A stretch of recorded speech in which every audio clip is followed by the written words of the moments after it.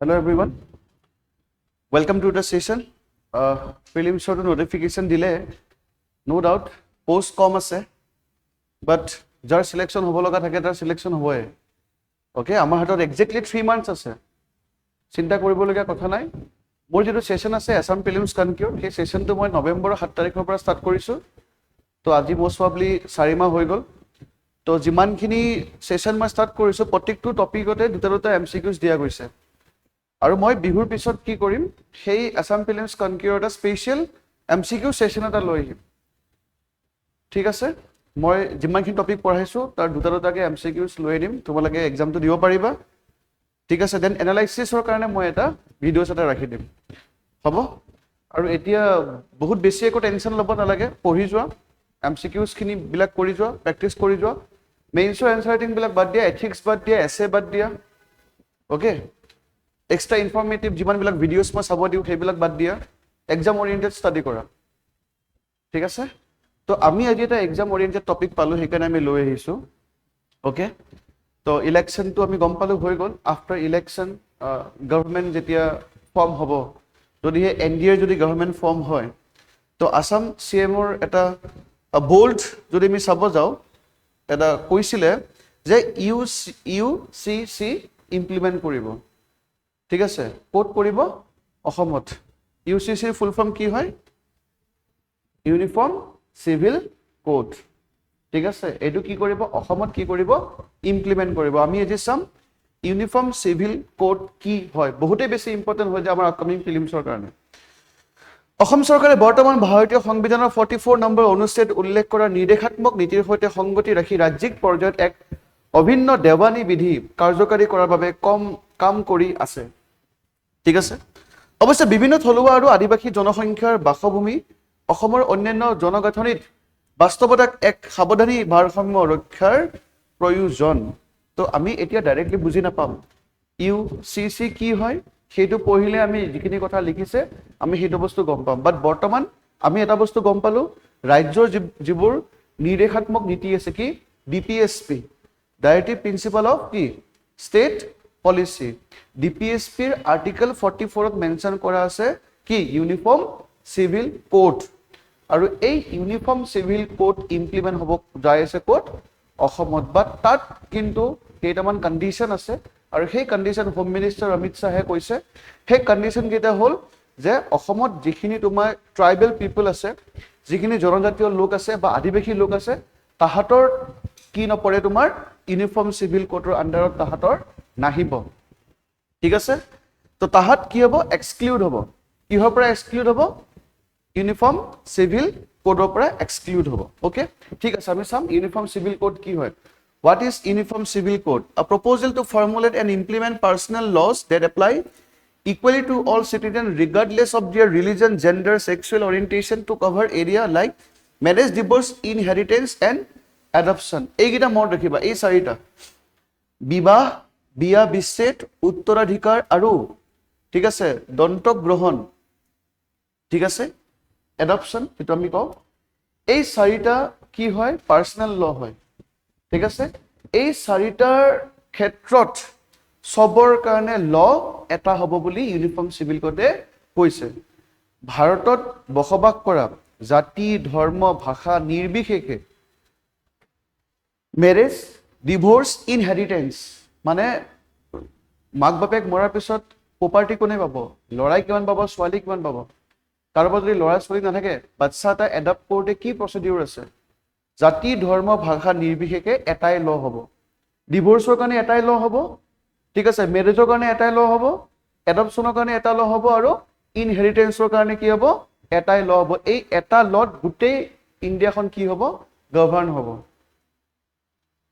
ঠিক আছে কিয় বিকজ আমি যদি চাব যাও বেলেগ বেলেগ ধৰ্মত ডিভোৰ্সৰ ৰীতি নিয়ম বেলেগ থাকে বেলেগ বেলেগ ধৰ্মত তোমাৰ প্ৰপাৰ্টিৰ ইনহেৰিটেন্স বেলেগ থাকে ফৰ এক্সাম্পল আমাৰ হিন্দু ল মতে ঠিক আছে তোমাৰ লৰা ছোৱালীয়ে এট প্ৰেজেন্ট যিখন এমেন্ডমেন্ট কৰিলে লৰাই যিমান সম্পত্তি অধিকাৰ পাব ছোৱালীও সিমানে সম অধিকাৰ পাব হিন্দু ল মতে বাট ইসলামিক ল মতে কিন্তু হেতু ইমপ্লিমেন্ট নহয় লৰাই বেছিকে পাব লৰাৰ 50% কোনে পাব ছোৱালী পাব হেতুটা ডিসক্ৰিমিনেশন হৈ আছে না নাই ছোৱালীৰ ডিগনিটিৰ ওপৰত কুৱেশ্যন আহিছে নে নাই ফৰ এক্সাম্পল আগতে ডিভোৰ্চৰ ক্ষেত্ৰত যদি আমি চাব যাওঁ ফিমেল বিলাকৰ মুছলিম ফিমেল বিলাকৰ তালাক তালাক তালাক তিনিবাৰ ক'লে কি হৈ যায় ডিভোৰ্চ হৈ যায় বুজি পালা তো এইবোৰ ডিসক্ৰিমিনেশন গুছাবৰ কাৰণে আমাৰ সংবিধানত কি মেনশন কৰা আছে ইউনিফৰ্ম সিভিল কোড নামটোতে আছে ইউনিফৰ্ম সিভিল মানে ল বিলাক সবৰ কাৰণে কি হ'ব সেম হ'ব সমান হ'ব স্পেশালি এই personal law marriage divorce inheritance and adoption even তোমাৰ ইছলামত তোমাৰ সেকেন্ড ম্যাৰেজ কৰিব পাৰে কোনো ইস্যু নাই এনেকুৱা এটা কেছ হৈছে আমাৰ ভাৰতত এজন হিন্দু ল'ৰা সেকেন্ড ম্যাৰেজ পাতিবৰ কাৰণে ইছলামলৈকে কি হৈছে কনভাৰ্ট হৈছে ঠিক আছে তো এতিয়াৰ পৰা হেবোৰ কৰিব নোৱাৰে ঠিক আছে বাট চোৱা ইমান ভাল কথা হয় ইউসিসি কিন্তু আজিলৈকে ইণ্ডিয়াত ইমপ্লিমেন্ট কিয় নহয় বিকজ এটো হল কি হয় ডিৰেক্টিভ প্ৰিন্সিপাল অফ ষ্টেট পলিচি আৰু ডিপিএছপি কি হয় তোমাৰ কি চৰকাৰে কিবা এটা কৰিব পাৰে যদি চৰকাৰে ডিপিএছপিৰ ওপৰত যদি কাম নকৰে ঠিক আছে চৰকাৰে যদি ডিপিএছপিৰ ওপৰত কাম নকৰে তেতিয়া হলে আমি কি কৰিব নোৱাৰো কেছ দিব নোৱাৰো যে ইউনিফৰ্ম সিভিল কোড ইমপ্লিমেন্ট আজিলৈকে কিয় কৰা নাই বুলি আমি চৰকাৰক কি কৰিব নোৱাৰো কেছ দিব নোৱাৰো বিকজ ডিপিএছপি কি হয় তোমাৰ কি হয় নন জাস্টিসিয়েবল বুজি পাইছানে কিন্তু ফান্ডামেন্টাল ৰাইট যদি ভায়োলেট হয় আমি কি কৰিব পাৰো কোৰ্টত যাব পাৰো ইন শৰ্ট যদি আমি ক'ব যাও এনেকুৱা ধৰণৰ কিছুমান ফান্ডামেন্টাল ৰাইট আছে যাৰ ফলত ইউসিসি এতিয়ালৈকে কি হোৱা নাই ইমপ্লিমেন্ট হোৱা নাই আমি চাম এতিয়া কোনবোৰ আছে ওকে ক্লিয়াৰ ওকে Article 44 কথা কৈছে the constitution mandate that the state shall endeavor to secure the citizen uniform civil code throughout territory of India state মানে কাৰ কথা কৈছে ভাৰতৰ কথা কৈছে যে ভাৰতে ইউনিফৰ্ম সিভিল কোড এস্টাবলিশ কৰিব লাগে throughout the India Article 44 DPSP okay next কি ক'লে কি হ'ল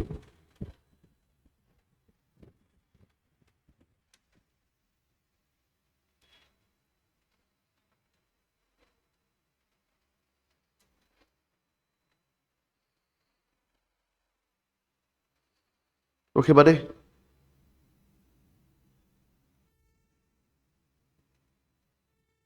আপুনি ডায়াল কৰা নম্বৰটো বৰ্তমান ব্যস্ত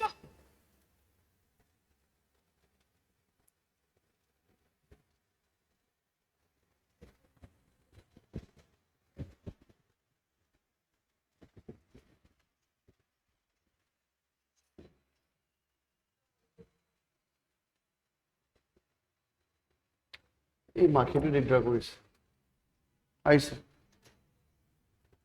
মাখি দিগদাৰ কৰিছে yes একো নাই নেক্সট চোৱা nature of provision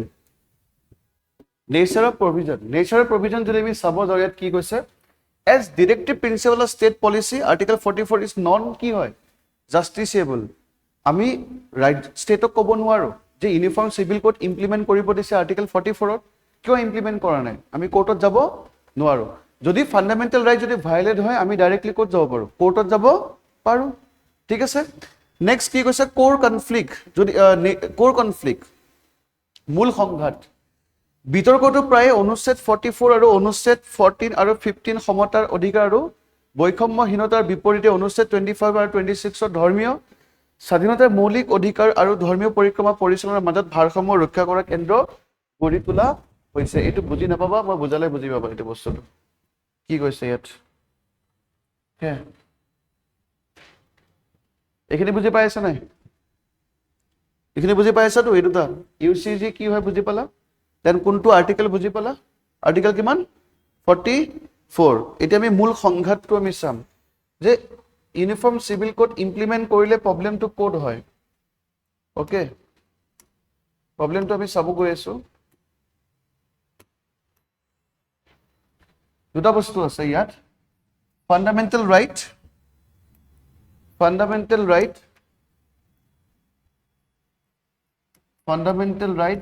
ভাৰ্সেস ডিপিএছপি fundamental right মৌলিক অধিকাৰ আৰু ৰাজ্যৰ নিৰ্দেশাত্মক নীতি কোনটো ইম্পৰ্টেন্ট হয় সুধিছে বিভিন্ন ধৰণৰ কেছ আহিছে ঠিক আছে এটা আছিল তোমাৰ সম্পকম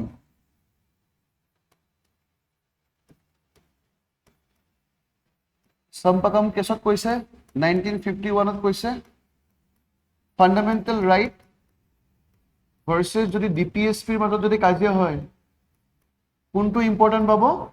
ফাণ্ডামেণ্টেল ৰাইট। কাজিয়া কিয় হ'ব পাৰে? চিম্পলি বুজা চাবা দেই, চিম্পলি বুজিবা বস্তুটো। ডিপিএছপি কি হয়? ইউনিফৰ্ম চিভিল কোড আৰ্টিকেল কিমান? 44। এতিয়া চৰকাৰে ডিপিএছপি ইমপ্লিমেণ্ট কৰি দিলে অসমত, যে যিমান ধৰ্ম আছে চবৰ কাৰণে মেৰেজ হওক ডিভোৰ্চ হওক এটাই ল, আৰু এই লটোৰ আণ্ডাৰত কি কৰিব লাগিব? চলিব লাগিব। তেতিয়া ফাণ্ডামেণ্টেল ৰাইট ভাইলেশ্যন হ'বলৈ নাই। চোৱা, মৌলিক অধিকাৰ কি আছে? আৰ্টিকেল 25 আৰু যদি 26 যদি আমি চাওঁ, আৰ্টিকেল 25ত আছে ধৰ্মৰ অধিকাৰ, যিকোনো ধৰ্ম প্ৰেক্টিছ কৰিব পাৰে, যিকোনো ধৰ্ম তোমাৰ ল'ব পাৰে, ঠিক আছে। আৰ্টিকেল 26ত আছে যে ৰিলিজিয়াছ কাষ্টমবিলাক নিজে কি কৰিব পাৰিব? এফেয়াৰবিলাক নিজে চলাব পাৰিব, ঠিক আছে। আৰ্টিকেল 25, 26 বুজি পালা? এতিয়া ৰিলিজিয়াছ এফেয়াৰ্ছবিলাক নিজে ৰিলিজিয়াছ মানুহবিলাকে চলাব পাৰিব বুলি ক'লে, কিন্তু ৰাজ্য চৰকাৰে কি কৰিলে বা চেণ্ট্ৰেল গভৰ্ণমেণ্টে কি কৰিলে? ইউনিফৰ্ম চিভিল কোড ইমপ্লিমেণ্ট কৰি কি কৰিলে? চবৰ কাৰণে কি হ'ব? এটাই ল আনি দিলে নে নাই? বুজা নাই? তো কাজিয়া হ'লে নাই? এইটো চোৱা, ডিপিএছপি ভাৰ্চেছ ফাণ্ডামেণ্টেল ৰাইট। ডিপিএছপিত কি আছে? Uniform civil code. তাত ক'লে যি ধৰ্ম নহওক চবৰ কাৰণে এটাই ল। কোনোবাই যদি ডিভোৰ্চ দিয়ে তেতিয়াহ'লে একদম নমৰালৈকে ফিমেলজনীক কি দিব লাগিব? পইচা দি থাকিব লাগিব, ঠিক আছে। সেইটো ক'ত ক'লে? ইউনিফৰ্ম চিভিল কোড ইমপ্লিমেণ্ট কৰি। কিন্তু আকৌ মুছলিম ৰীতি নীতিত লিখা আছে যে ছোৱালীজনীক এটা টাইমলৈকেহে কি দিব? এলিমনি দিব, তাৰপিছত আৰু দিব নালাগে। তো এগেইনষ্টত হ'লনে? তো ছোৱালীজনীক যে এটা টাইমলৈকে এলিমনি দিব, সেইটো ক'ত আছে? মুছলিম ৰিচুৱেলছত দিয়া আছে। আৰু মুছলিম ৰিচুৱেলছ তাহাঁতে নিজে প্ৰেক্টিছ কৰিব কিয়? আৰ্টিকেল 25 আৰু আৰ্টিকেল 26 মৌলিক অধিকাৰ, নিজৰ ধৰ্ম নিজে পৰিচালনা কৰিব পাৰে, আৰ্টিকেল 26ত আছে। তো ডিপিএছপি ভাৰ্চেছ ফাণ্ডামেণ্টেল ৰাইট হ'লনে নাই? এইটো জাষ্ট এটা মই এক্সাম্পল দিছোঁ, বিভিন্ন ধৰণৰ এক্সাম্পল আছে এনেকৈ। ডিপিএছপি ইম্পৰ্টেণ্ট হয় নে ফাণ্ডামেণ্টেল ৰাইট কি ইম্পৰ্টেণ্ট হয়? ইউচিচিটো আমি দেখি পাওঁ ডিপিএছপি ভাৰ্চেছ কি ফাণ্ডামেণ্টেল ৰাইট। তো 1951 প্ৰথম কেছ এটা আহিছিলে, আৰু সেই প্ৰথম কেছটোত কৈছিলে যেতিয়া ফাণ্ডামেণ্টেল ৰাইট আৰু ডিপিএছপিৰ মাজত কি হ'ব? কনফ্লিক্ট হ'ব, তেতিয়াহ'লে ইম্পৰ্টেঞ্চটো কোনে পাব? ফাণ্ডামেণ্টেল ৰাইটে পাব। নেক্সট ইম্পৰ্টেণ্ট কেছ এটা আছিলে গোলকনাথ কেছ। গোলকনাথ কেছ, ইয়াতো যেতিয়া ফাণ্ডামেণ্টেল ৰাইট ভাৰ্চেছ ডিপিএছপিৰ কথা ক'লে, মন ৰাখিবা, ফাণ্ডামেণ্টেল ৰাইটত যদি আমি চৰকাৰৰ পইণ্ট অফ ভিউ যদি আমি চাওঁ, ফাণ্ডামেণ্টেল ৰাইটত চৰকাৰে একো কৰিব নোৱাৰে। কিয়? ফাণ্ডামেণ্টেল ৰাইট কাৰ অধিকাৰ হয়? আমাৰ। চৰকাৰে কিবা এটা কৰিব গ'লে আমাৰ অধিকাৰ যদি মাজত আহে, সুপ্ৰিম কোৰ্টে কি বুলি ক'ব? ইনভেলিড বুলি ক'ব। তো চৰকাৰ ষ্টপ হৈ যায়, ফাণ্ডামেণ্টেল ৰাইট আমাৰ অধিকাৰ হয়। ডিপিএছপিটো কাৰ অধিকাৰ হয়? ডিপিএছপিত চৰকাৰে কাম কৰিব পাৰে, যে ইউচিজি ইমপ্লিমেণ্ট কৰিব, এইটো ইমপ্লিমেণ্ট কৰিব, সেইটো ইমপ্লিমেণ্ট কৰিব, আৰু চৰকাৰক আমি ডিপিএছপিৰ এগেইনষ্টত আমি কেছো দিব নোৱাৰোঁ, বা আমি চৰকাৰক ক'ব নোৱাৰোঁ যে চৰকাৰে এইটো কাম কৰা নাই বুলি। বুজি পালা? তো ফাণ্ডামেণ্টেল ৰাইট ভাৰ্চেছ যদি ডিপিএছপি যদি আমি চাব যাওঁ, গোলকনাথ কেছত কৈছে যে ফাণ্ডামেণ্টেল ৰাইট বহুতে বেছি ইম্পৰ্টেণ্ট হয়। ইভেন ফাণ্ডামেণ্টেল ৰাইট কি কৰিব নোৱাৰে? খতম কৰিব নোৱাৰে, ৰিপ্লেচ কৰিব নোৱাৰে। ডিপিএছপি ইমপ্লিমেণ্ট কৰিব যাওঁতে ফাণ্ডামেণ্টেল ৰাইট কি কৰিব নোৱাৰে? টাচ কৰিব নোৱাৰে বুলি কৈছে। যেনেকৈ ডিপিএছপি কি হয়? Uniform civil code. তো ডিপিএছপি ইমপ্লিমেণ্ট কৰিব যাওঁতে ফাণ্ডামেণ্টেল ৰাইট কাঢ়ি ল'ব নোৱাৰে। ফাণ্ডামেণ্টেল ৰাইট কি হয়? ৰাইট টু ৰিলিজন, আমি নিজৰ ধৰ্ম নিজৰ মতে প্ৰেক্টিছ কৰিম, সেইটো কাঢ়ি ল'ব নোৱাৰে, যদিহে তোমাৰ গোলকনাথ কেছৰ মতে যদি আমি চলো। বুজি পালা? তো অসম চৰকাৰে ইউচিচি কি কৰিব নোৱাৰে? আনিব নোৱাৰে। বুজি পালা? 1967। তাৰপিছত এতিয়া মানুহৰ অধিকাৰক বেছি ইম্পৰ্টেঞ্চ দিলে নে নাই? কোনে? কোৰ্টে। চবতে ফাণ্ডামেণ্টেল ৰাইটক ওপৰত ৰাখিলে, ঠিক আছে।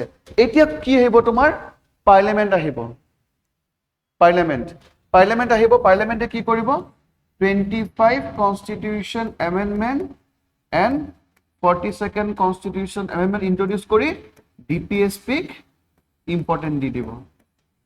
যে ডিপিএছপি ইমপ্লিমেণ্ট কৰিব লাগিব যদি ফাণ্ডামেণ্টেল ৰাইট ভায়োলেটো হয় তেতিয়াহ'লে কিন্তু কোনো কথা নাই ডিপিএছপি ইজ মোৰ ইম্পৰ্টেণ্ট দেন কি ফাণ্ডামেণ্টেল ৰাইট কাৰণ ডিপিএছপিৰ থ্ৰুদি চৰকাৰে কাম কৰিব পাৰে ফাণ্ডামেণ্টেল ৰাইটৰ থ্ৰুদি চৰকাৰে কামবোৰ কৰিব নোৱাৰে কিবা কাম কৰিব গ'লে আমাৰ অধিকাৰ কি হস্তক্ষেপ কৰিছে বুলি আমি কোৰ্টত কেছ দি দিব পাৰোঁ বুজি পালা লাষ্ট কেছ যেটো বৰ্তমান ইম্পৰ্টেন্স হয় 1980 মিনাৰ্ভা মিলছ কেছ এবাৰ প্ৰিলিমছত আহিব দেই এইবিলাক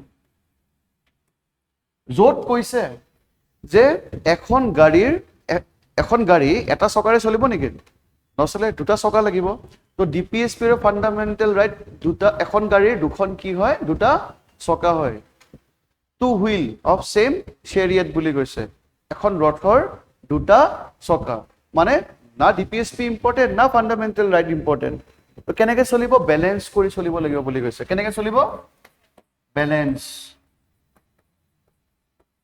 আৰু সেই বেলেঞ্চটো কোনে চাব সুপ্ৰিম কোৰ্টে চাব বেলেঞ্চ কৰি চলিব লাগিব না ডিপিএছপি ইম্পৰ্টেণ্ট হয় না ফাণ্ডামেণ্টেল ৰাইট ইম্পৰ্টেণ্ট হয় বেলেঞ্চ কৰিব লাগিব এতিয়া ইউচিচি যে ইমপ্লিমেণ্ট কৰিব বিচাৰিছে তো কোনোবাই যদি কেছ দি দিয়ে ভায়োলেশ্যন অফ ফাণ্ডামেণ্টেল ৰাইট এতিয়া কোৰ্টে চাব যে কি ফাণ্ডামেণ্টেল ৰাইট ভায়োলেশ্যন হৈছে বোলে আৰ্টিকেল কিমান 25 ঠিক আছে যদি আৰ্টিকেল 25 হাৰ্ড হৈছে হোৱাট এবাউট আৰ্টিকেল 14 আৰ্টিকেল 14 কি হয় ৰাইট টু ইকুৱালিটি সমান অধিকাৰ হয়নে এতিয়া যদি হিন্দু মতে যদি সমান অধিকাৰ পায় ল'ৰা ছোৱালী মাটিৰ মুছলিমে কিয় নাপায় মুছলিম ছোৱালীবিলাকৰ আৰ্টিকেল 14 কোড গ'ল বস্তুটো বুজি পাইছানে তো কোনটো ইম্পৰ্টেণ্ট হ'ব এতিয়া বুজি পালা নাই তো সমাজত ইকুৱালিটিটোহে ইম্পৰ্টেণ্ট হয় তুমি আৰ্টিকেল 25 ৰক্ষা কৰিবৰ কাৰণে আৰ্টিকেল 14 টো কি কৰি আছা বলি দি আছা বুজি পালা তো বৰ্তমান হল সিচুৱেশ্যন সেইটো তো সেই কাৰণে আমাৰ চৰকাৰেও জানে যে যেতিয়া আমি ইউচিচি ইমপ্লিমেণ্ট কৰিম তাৰ ওপৰত কেছ দিলো সুপ্ৰিম কোৰ্টে ইয়াৰ এগেইনষ্টত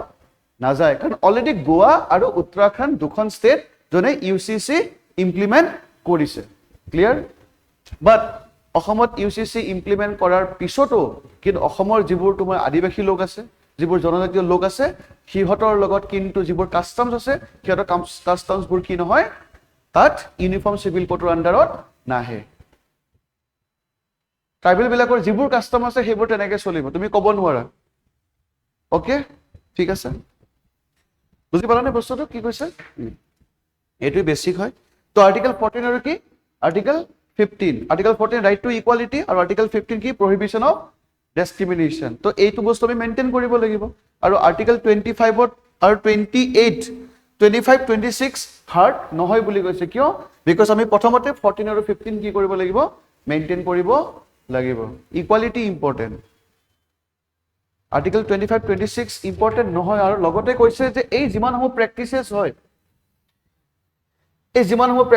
হয় এইবোৰ সিভিল কেसेस বুলি কৈছে ৰিলিজিয়াছ ডিনমিনেশ্যন নহয় বুলি কৈছে এসেনশিয়াল ৰিলিজিয়াছ প্ৰেক্টিসেছ নহয় বুলি কৈছে এইবোৰ ৰিলিজনৰ পৰা দূৰত ৰাখিব লাগে বুলি কৈছে আৰ্টিকেল 25 26 এ কাক প্ৰটেকচন কৰিব ৰিলিজনৰ প্ৰটেকচন কৰিব কৈছে যে এইবোৰ ৰিলিজনৰ পাৰ্টি নহয় এইবোৰ সেকুলাৰ এক্টিভিটিজ হয় বুলি কৈছে তো সেইকাৰণে আৰ্টিকেল 25 26 ইমপ্লিমেণ্ট ইয়াত নহব লগতে আমাৰ যেটো মৌলিক অধিকাৰ এবসলিউট নহয় মৌলিক অধিকাৰ কিছুমান কি আছে ৰিজনেবল কি আছে ৰেষ্ট্ৰিকশন আছে যেনেকৈ পাব্লিক মৰালিটি বুজি পালা পাব্লিক মৰালিটিৰ এগেইনষ্টটো কি হ'ব পাৰে আমি ইউচিজি কি কৰিব পাৰো ইমপ্লিমেণ্ট কৰিব পাৰো কাৰণ পাব্লিকৰ ডিমান্ড পাব্লিক মৰালিটি ঠিক আছে ওকে তুমি সমাজত কেনেকৈ ডিগনিটি বজাই ৰাখিব পাৰা সমাজখন কেনেকৈ ধৰি ৰাখিব পাৰা সেইটো ইম্পৰ্টেন্ট হয় আৰ্টিকেল 25 আছে বুলি তুমি যি কোনো ৰিলিজিয়াছ প্ৰেক্টিস কৰিব নোৱাৰা ৰেষ্ট্ৰিকশন আছে পাব্লিক মৰালিটি ওকে বুজি পালা গুটেখিনি বস্তু ঠিক আছে fine constitutional protection for the tribal অসমত কনস্টিটিউশনাল প্ৰটেকচন আছে কাৰ আছে 6 শিডিউলত যোন আহিব বুজি পালা 6 শিডিউলত কোন আহিব আসাম ত্ৰিপুৰা মণিপুৰ এণ্ড মেঘালয় আসাম ত্ৰিপুৰা মণিপুৰ এণ্ড মেঘালয় মিজোৰাম নাই নে আছে মিজোৰাম আছে নাই মিজোৰাম ইয়েস আসাম ত্ৰিপুৰা মিজোৰাম এণ্ড কি মেঘালয় মিজোৰামত 3খন আছে, চাকমা, লাই, মাৰা, ঠিক আছে, অ'কে। 6 শিডিউল টোটেল অসমত কেইখন আছে 6 শিডিউল এৰিয়া? অসমত 3খন আছে, BTAD, কাৰ্বি আংলং আৰু ডিমা হাছাও। ত্ৰিপুৰাত 1খন আছে, ঠিক আছে। তাৰপিছত মেঘালয়ত 3খন আছে, গাৰো, খাচী, জয়ন্তীয়া, হয়নে? 6খন, ইপিনে 7খন আৰু ইপিনে 3খন, চাকমা, লাই, মাৰা, মিজোৰামত, অ'কে। তো 6 শিডিউল এৰিয়া অসমৰ 6 শিডিউল এৰিয়াত নহয়, BTAD, কাৰ্বি আংলং আৰু ডিমা হাছাওত নহয়। Plus article 371A and 371G। Article 371A Nagaland, 371G কি হয় তোমাৰ মিজোৰাম।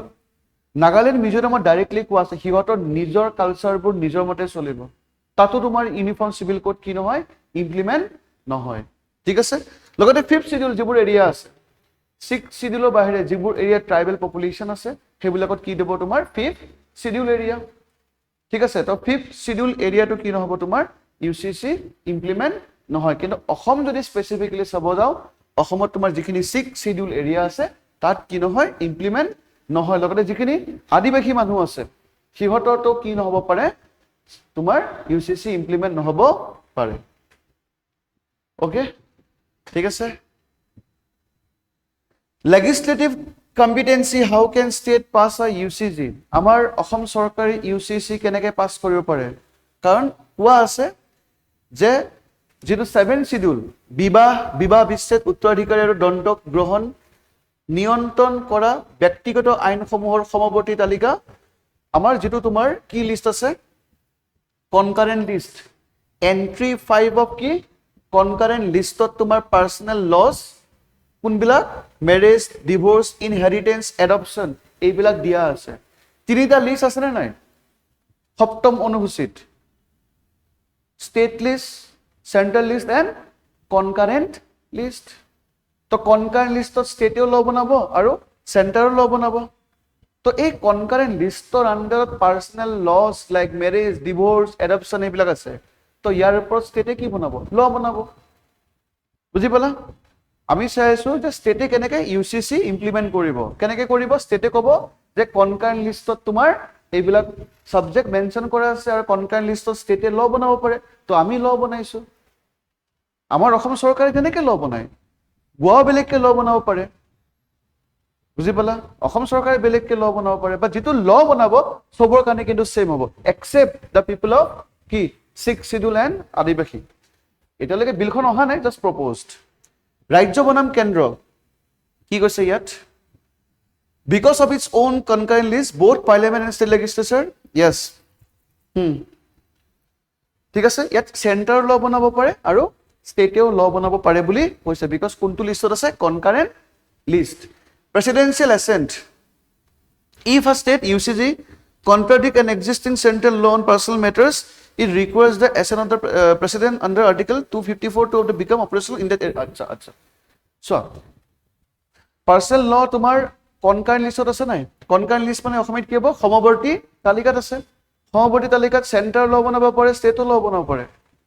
সাপোজ এনেকুৱা এটা কণ্ডিশ্যন হ'ল য'ত তোমাৰ চেণ্টাৰে ল বনাই দিছে ইউনিফৰ্ম চিভিল কোডৰ ওপৰত আৰু অসম চৰকাৰৰ এটা ল বনালে, অসম চৰকাৰ লটো চেণ্টাৰ লৰ ওপৰত গুচি গ'ল, তেতিয়া প্ৰেচিডেণ্টৰ কি লাগিব এটা ছেপাৰেট পাৰ্মিশ্যন এটা লাগিব যদিহে কনফ্লিক্ট হয়, বুজি পালা? কি কৈছে ইয়াত? যদি কোনো ৰাজ্যৰ UCC ব্যক্তিগত বিষয়ৰ ওপৰত থকা বিদ্যমান কেন্দ্ৰীয় আইনৰ বিৰোধিতা কৰে তেন্তে সেই নিৰ্দিষ্ট ৰাজ্যখনৰ ইয়াক কাৰ্যকাৰী কৰিবলৈ অনুচ্ছেদৰ অধীনত ৰাষ্ট্ৰপতিৰ সন্মতিৰ কি হয় প্ৰয়োজন হয়। এক্সাম্পল কি, which of the following article related to uniform civil code? Article 254, বুজি পালা নে কেছটো? তোমালোকে ভাবিবা যে অনলি আৰ্টিকেল 44 হে হয়, ন এইবিলাকতো আহিব ন UCCৰ আণ্ডাৰত। যেনেকৈ তোমাৰ 7th schedule is comes under what uniform civil kodo হয়, ইউনিফৰ্ম চিভিল কোডৰ আণ্ডাৰত 7th শিডিউলো আহিব, বা 7th শিডিউলৰ আণ্ডাৰত ইউনিফৰ্ম চিভিল কোডো আহিব, কাৰণ তাৰ ওপৰত ল বনাব পাৰে। তো তেনেকৈ চাই ল'বা বস্তুবিলাক, অ'কে। কাৰেণ্ট ষ্টেটাছ যদি আমি চাব যাওঁ, গোৱাত আছে, গোৱা উত্তৰাখণ্ডত ৰিচেণ্টলি পাছ কৰিলে, এতিয়া আমাৰ অসমত পাছ কৰিব গৈ আছে, ঠিক আছে। 3টা ইম্পৰ্টেণ্ট জাজমেণ্ট য'ত তোমাৰ ইউনিফৰ্ম চিভিল কোড বহুতে বেছি ইম্পৰ্টেণ্ট হৈ গৈছিলে, যেনেকৈ তোমাৰ শ্বাহ বানু বেগম কেছ য'ত এলিমনি দিয়া নাছিলে, ঠিক আছে, কাৰণ মুছলিম হয়, মুছলিমত তোমাৰ এলিমনি নিদিয়ে এটা টাইমলৈকে, বাট কোনোবা যদি হিন্দু ছোৱালী যদি ডিভোৰ্চ হয় নমৰালৈকে কি পাব, এলিমনি পাব। এইটো আৰ্টিকেল 14 এগেইনষ্টত হ'লনে নাই, আৰ্টিকেল 15 এগেইনষ্টত হ'লনে নাই? তো তুমি ক'ব পাৰিবা নেকি যে ইউনিফৰ্ম চিভিল কোড ইমপ্লিমেণ্ট কৰা নাই বিকজ আৰ্টিকেল 25 কি হৈছে, হাৰ্ড হৈছে, ৰাইট টু ৰিলিজন হাৰ্ড হৈছে বুলি ক'ব পাৰিবা? নোৱাৰা। বুজি পাইছানে? এই কেছটো কি হয়, এই কেছটো কিহৰ লগত ৰিলেটেড হয়, মানে কেছবিলাক দিব আৰু ৰিলেটেড টপিকবিলাক দিব কিহৰ লগত। তো চাহ বানু বেগম কেছ বুলি ক'লে গম পাবা যে ইউনিফৰ্ম চিভিল কোড, য'ত তোমাৰ ডিভোৰ্চ হোৱাৰ পিছত এলিমনি দিয়া কণ্টিনিউ কৰা নাছিলে, কাৰণ মুছলিম ৰিচুৱেলছ মতে তো কেইটামান বছৰৰ পিছত আৰু এলিমনি কণ্টিনিউ কৰিব নোৱাৰে, কাৰণ মুছলিমবিলাকৰ চাৰিয়া ল মতে চলে। তো এতিয়া ন' মোৰ চাৰিয়া ল, এতিয়া কি আহিব, ইউনিফৰ্ম চিভিল কোড, আৰু তেতিয়াই যদি ইউনিফৰ্ম চিভিল কোড থাকিলে হয় প্ৰব্লেম নহ'ল হয়। সেইকাৰণে ইউনিফৰ্ম চিভিল কোড আনাটো বহুতে বেছি ইম্পৰ্টেণ্ট হয়। লগতে তোমাৰ লাষ্ট যিটো মিনাৰ্ভা মিল কেছ 1980ত কৈ দিছে, কোনো ইম্পৰ্টেণ্ট নহয়, দুটাও বেলেঞ্চ কৰি চলিব লাগিব। যিটো পাব্লিক অৰ্ডাৰ মেইনটেইন কৰিব, সমাজত যোনে ডিগনিটি মেইনটেইন কৰিব, সমাজখন যোনে প্ৰতিষ্ঠা কৰিব, সেইটোৱে ইম্পৰ্টেণ্ট হ'ব। ঠিক আছে, নেক্সট চাৰ্লা মুদগাল কেছ, এইটো মই অলৰেডি ক'লোৱে, বিয়া পাতিবৰ কাৰণে ইছলামলৈকে কি হৈছে, কনভাৰ্ট হৈছে, কাৰণ ইছলামত দুটা বিয়া পাতিব পাৰি, হিন্দু ল মতে নোৱাৰি। তো সুপ্ৰিম কোৰ্টে কৈছে নো, তুমি আগৰটোক ডিভোৰ্চ নিদিয়াকে তুমি নতুন বিয়া পাতিব নোৱাৰা। যদি ইউনিফৰ্ম চিভিল কোড থাকিলে হয় পাৰিলে হয় জানো দুবাৰকে বিয়া পাতিব, নোৱাৰিলে হয়। বুজি পালা?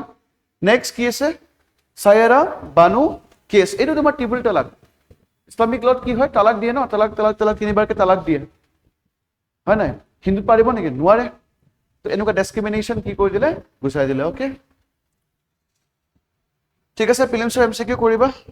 এইটো এটা স্মল টপিক হয়, পুতলা নাচ অফ আছাম, যিখিনি প্ৰিলিমছত ইম্পৰ্টেণ্ট হয় মই সেইখিনি পটককৈ দেখাই দি আছো তোমালোকক। অ'কে, চিনেমা আছে, কি চিনেমা? অ'কে,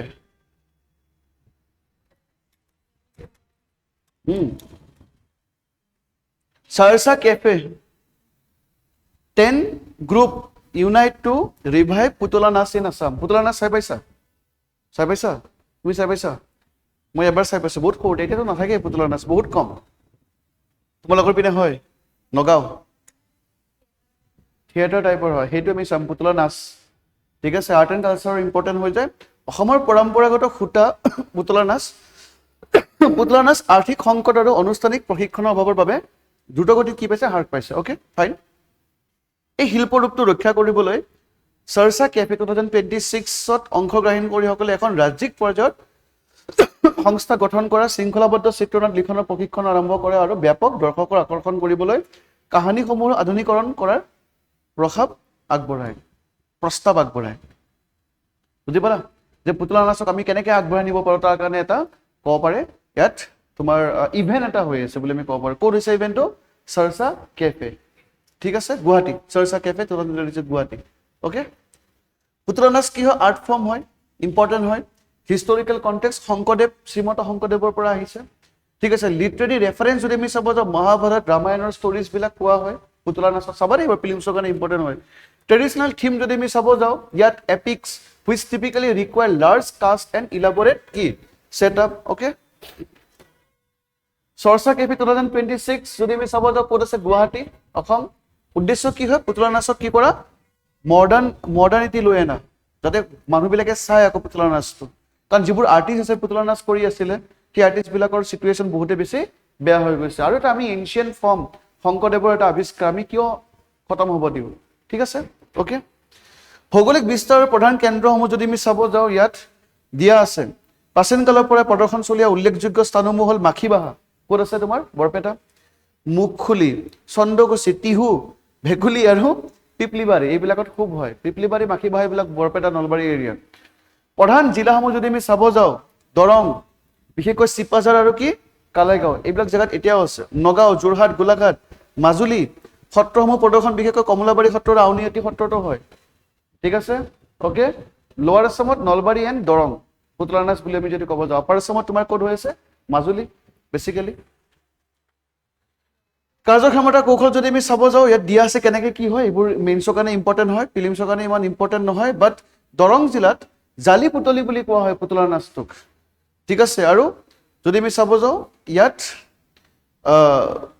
কুচান গানৰ সৈতে সম্পৰ্ক আছে বুলি কোৱা হয় দৰং জিলাত ঠিক আছে কুচান গান কি হয় গোৱালপাৰা জিলাৰ এখন জনপ্ৰিয় লোকনৃত্য যিটো পুতলা নাচৰ লগত কি হয় মিলে হোৱাট ইজ তোমাৰ কুখান গান বুলি ক'লে কুখান গান বিলং টু কি গোৱালপাৰা তেনেকৈ ফিল্মছত ইম্পৰ্টেণ্ট হৈ যাব পাৰে এতিয়া যি পোৱা তাকে ইনফৰমেশ্যন ল'বা films is all about the information how much information you have যিমান আছে সিমানে তোমাৰ কাৰণে কি হ'ব ইজি হ'ব ফিল্মছ ক্ৰেক কৰাটো অ'কে ঠিক আছে হ'ব থেংক ইউ ছ' মাছ